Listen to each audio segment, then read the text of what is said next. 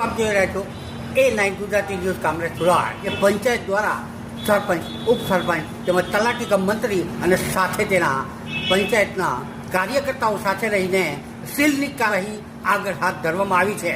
હવે જોવાનું રહેશે કે જે મિલકત ધારકો વેરો નહીં ભરે તેને કડકમાં કડક આગળની કાર્યવાહી થશે એવું પંચાયત દ્વારા જાણવા મળ્યું છે.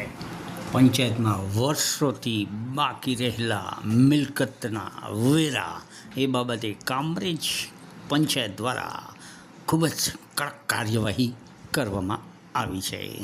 ગઈકાલે પણ 10 મિલકતને સીલ કરવામાં આવી હતી, તેમજ આજે પણ 10 મિલકતને સીલ કરવામાં આવી છે. નોટિસોને ન ગણકારતા સામે કાર્યવાહી કડક કરવામાં આવી રહી છે.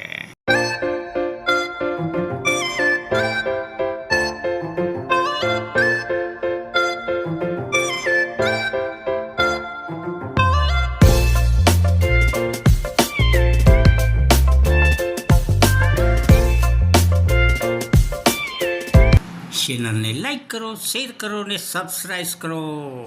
આપનો કાકો કામરેજ.